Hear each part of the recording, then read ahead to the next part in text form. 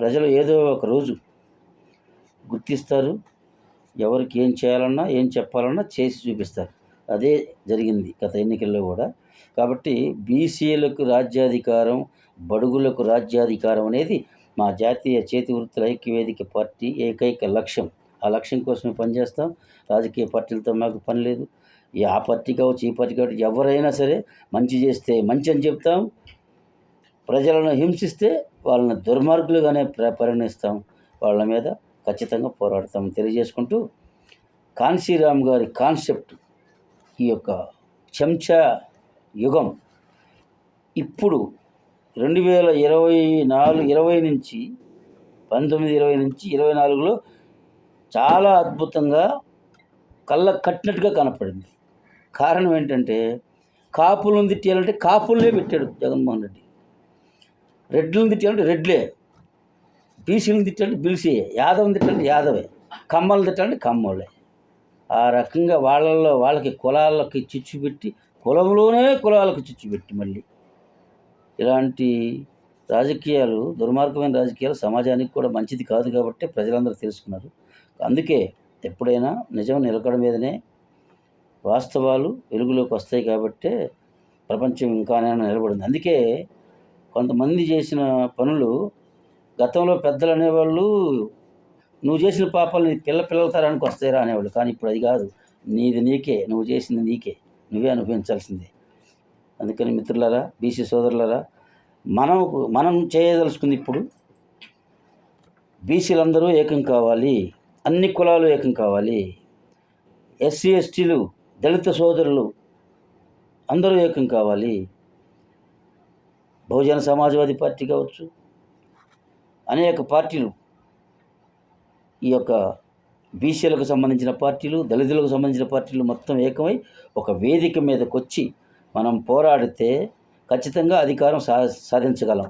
లేదంటే మనకేమవుతుంది, గత ఎన్నికల్లో మనం చూసాం కదా, పోరాడాం, మనం ఎన్నికల్లో నిలబడ్డాం.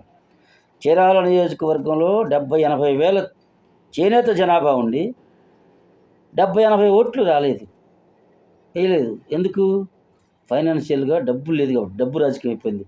ఇప్పుడు అధికారంలో ఉన్న వాళ్ళు వేల కోట్లు, 100 కోట్లు సంపాదించుకొని విచ్చలవిడిగా ఖర్చు పెడుతున్నారు. డబ్బు లేని పేదవాళ్ళు, ఆకలి చావులతో వాళ్ళ నకనకలాడే పేదలు ఆ డబ్బు కోసం ఆశపడతారు. వాళ్ళని మనం తప్పట్టడానికి వీల్లేదు. అందుకే గంపడి జనం ఉన్న మనం గుప్పెడు జనం చేతిలో ఎందుకు నలిగిపోతున్నాం? మనందరం మన బీసీలను, దళితుల్ని చైతన్యపరచాలి. వాళ్ళలో చైతన్యం వచ్చింది. ఇప్పుడు మొన్నల్లా ఎలక్షన్లో ఎప్పటికీ నేనే ఉంటాను ముఖ్యమంత్రిగా అనుకున్నాడు జగన్మోహన్ రెడ్డి. ఉన్నాడా? ప్రజలు డబ్బులు లేక నా డబ్బులు ఇచ్చాడుగా, వేసారు ఓట్లు ఇలా. కానీ మనం చైతన్యపరచాల్సిన విషయాలు చాలా ఉన్నాయి. సమాజంలో ప్రజల్లోకి వెళ్ళి ప్రతి వీధిలో, ప్రతి పల్లెటూళ్ళలో, ప్రతి నగరంలో కూడా మనం మనకు ఎందువల్ల మనం ఇలా నిర్వీర్యమైపోతున్నాం? రాజ్యాధికారంలో భాగం లేకుండా మన పేదరికంలో మన నుంచి పోదు. ప్రభుత్వంలో, చట్టసభల్లో, రాజ్యాధికారంలో ప్రతి కులం వాళ్ళు చట్టసభలో అడుగు పెట్టాలి. అప్పుడే ఆ చట్టసభలో ఉంటేనే ఆ జాతి వాడు ఆ కింద ఉన్న జాతులు పైకి తీసుకురాగలడు. అందుకే మేము మొట్టమొదటి మా నినాదం ఒకటే, బడుగులకు రాజ్యాధికారం అనేది నినాదంతో పాటు అన్ని కులాలకి చట్టసభల్లో అవకాశాలు ఉండాలి. అది మనం ఏర్పాటు చేసుకోవాలి. అప్పుడే ఈ పేదరిక నిర్మూలన అనేది జరుగుతుంది. ప్రజా చైతన్యమే మనకు మార్గం తప్ప వేరే మార్గం లేదు. వాళ్ళలాగా మనం దోపిడీలు చేసి లాక్కొని మనం డబ్బు సంపాదించలేము. అధికారంలో ఉన్నవాళ్ళు మాత్రమే అది చేయగలుగుతున్నారు.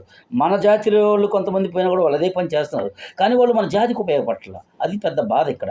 అయినా సరే మక్కువని ధైర్యంతో మనం అంతా కలిసి ఖచ్చితంగా పోరాడదాం. బీసీలకు రాజ్యాధికారం తెచ్చుకునే దిశగా అడుగులేద్దాం. వచ్చే 5 ఏళ్లలో మనం ఈ కళ నెరవేర్చుకుందామని ఆశిస్తూ మీ అందరి దగ్గర సెలవు తీసుకుంటున్నాం. జై హింద్.